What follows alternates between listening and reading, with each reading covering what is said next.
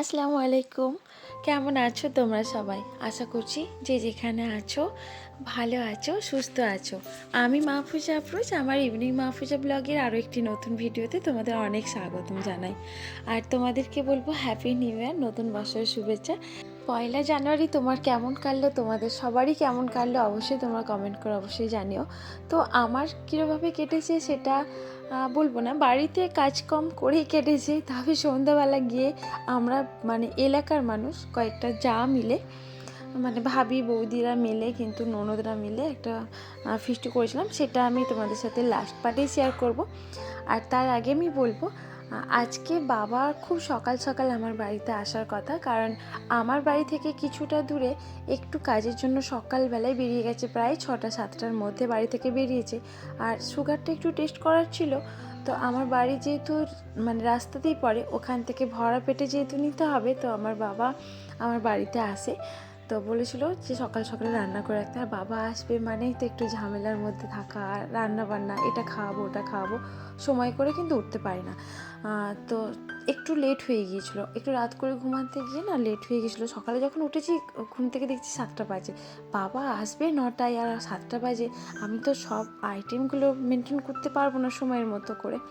তো ছেলেকেও বললাম যে আমি এদিকে আমি তো সকালবেলা রান্নায় ব্যস্ত থাকবো, তাই ওকেও বললাম তুমি আমাকে একটু কাজে হেল্প করো। তোমরা হয়তো অনেকেই দেখে কি চিনতে পারছো যে আমার হোস্টেলে থাকে। প্রত্যেক সানডেতে তোমাদের সাথে শেয়ার করি এর রান্না করে নিয়েই হোস্টেলে ছুটি। তো এর আগের ব্লগগুলোতে তোমরা হয়তো দেখেছো, আর যারা নতুন বন্ধুরা আসো হয়তো তারা বুঝতে পারবে না। তো একে না আমি ছোট্টবেলা থেকেই আমি তৈরি করে তুলেছিলাম যে বিছানা গুছিয়ে নিতে। হোস্টেলে আমি শুনেছিলাম, যেটা আমার আইডিয়াতে ছিল, যে হোস্টেলে গিয়ে খুব অসুবিধা হয়, বিছানাপত্র ঠিক করে গোছাতে পারে না, যা এলোমেলো হয়ে থাকে। তো আমি প্রথম থেকেই আমার ইচ্ছে ছিল যে একে হোস্টেলে যেহেতু পড়াবো, তো ওকে আমি বিছানা গোছাতে আমি খুব বলতাম। আমি ওই হিসাবে, যাতে ওর কষ্ট না হয় গোছানো। দেখবে একটা কাজ শেখা থাকলে সেখানে যদি একা মা বা বাবা কেউ না থাকে, তখন সে কাজগুলোকে নিজের মধ্যে শেখা থাকলে মেনটেন করে নিতে পারবে। তো সেই হিসাবে একে তৈরি করেছিলাম। আর জানো তো, সেই সেই সেই সব দিক থেকে যখন আমার বাড়িতে আগে অনেক প্রচুর আত্মীয় স্বজন আসতো, আমার বোনেরা আসতো, তারপরে মায়েরা যখন আসতো, অনেকে যখন আসতো, তখন আমি রান্না হুট করে হয়তো কখনো কেউ চলে আসলো, আমি হয়তো চা তাদের জন্য নাস্তার জন্য ঠিক করছি। যখন ও হোস্টেলে যায় না, তখন ওকে বলতাম, হয়তো সেই সবে বিকেলবেলা ঘুম থেকে উঠেছি আর একটু বিছানাটা এলোমেলো হয়ে আছে, বা হয়তো একটু আমার যেরকম হয় ঘর সরতে পুরানো বিছানা থাকে, নতুন করে বিছানাপত্র কে করবে, তখন একে আমি বলতাম, বাবা তুমি গিয়ে বিছানাটা সুন্দর করে পেতে দাও আর আমি এদিকে নাস্তা করছি। তো ওকে দেখতাম, আমি শুধু বিছানার জন্য ওকে রেডি করেছি, আর আমি ওকে দেখতাম বিছানা শুধু না, বিছানা এমনভাবে গোছাতো যেটা আমি ওর থেকে হার মেনে যেতাম। খুব সুন্দর করে পরিপাটি করে গোছাতো। আর যারা আত্মীয়রা আসতো, হয়তো আমি নাস্তা করছি, তারা হয়তো গিয়ে পাশের রুমটা গিয়ে দেখলো যে ও বিছানা ঠিক করছে, তারা দেখেও খুব নাম করতো, হাই তোর এতটুকু ছেলে, এরকমও বলে যে এই বয়সে এত সুন্দর করে বিছানা ঠিক করতে পারে। তো ও এইসবের দিক দিয়ে সত্যিই খুব ভালো গোছাতে পারতো। আর কি বলতো, আমি প্রেশার দিতাম বিছানার জন্য। এবারে কি দেখতাম ওর মধ্যে, যেটা আমি দেখতাম যে বিছানা ঠিক করছে, তার সাথে কিন্তু সুন্দর করে ঝাড়ু, আমি ঝাড়ুটার বলতাম না, এতটুকু বাচ্চার মধ্যে আমি আর ওটা শেখাতাম না।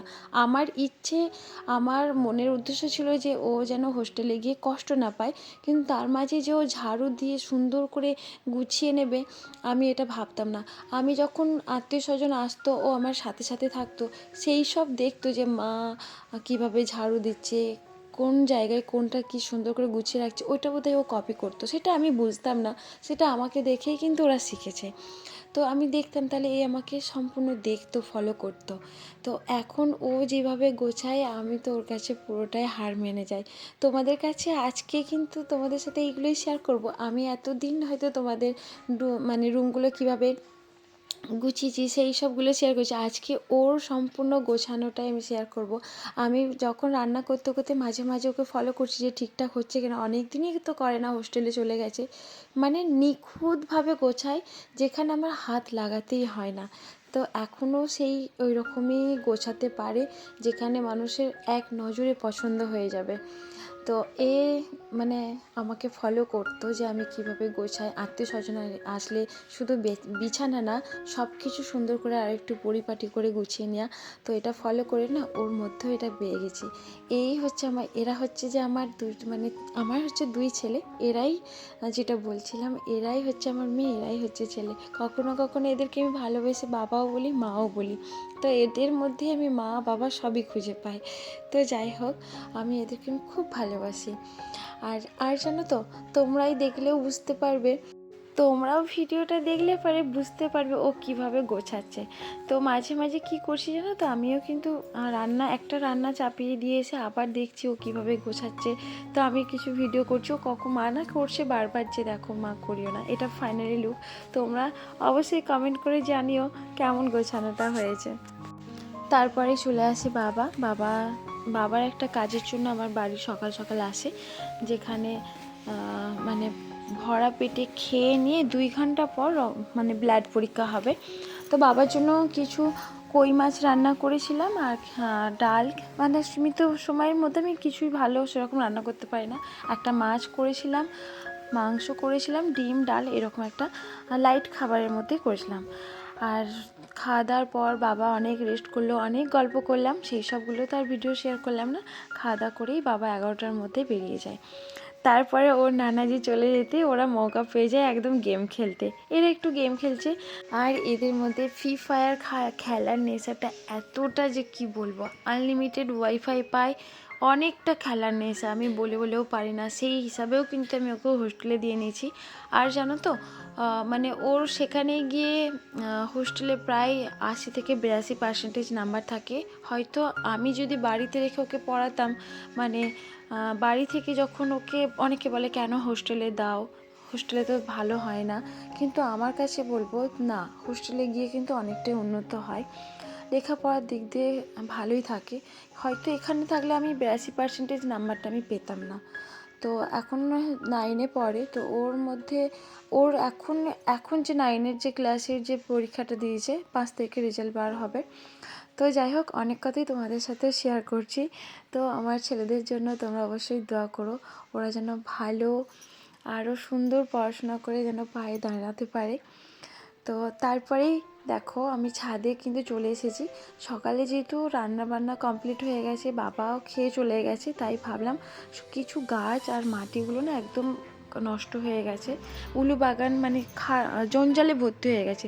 তাই আজকে অনেক ঝামেলা ছিল, ছাদে গিয়েও গাছগুলো এক সাইড থেকে আরেক সাইডে করে দিয়ে ঝাড়ু দিয়ে, মানে এই জায়গাটায় কাজ করতে গিয়ে আমার পুরো একদম কোমর ধরে গেছে, এত কাজের ঝামেলা। আর এখানে তোমার দাদাবাবু, আমার কাকামশাই, উনিও অনেক হেল্প করেছে।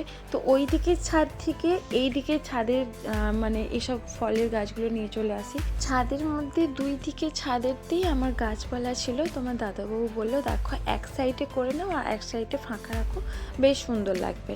তো অনেকটা ভারী ভারী, তো এইসব একার পক্ষে সম্ভব হচ্ছিল না, তাই তোমার দাদাবাবু হেল্প করছিল।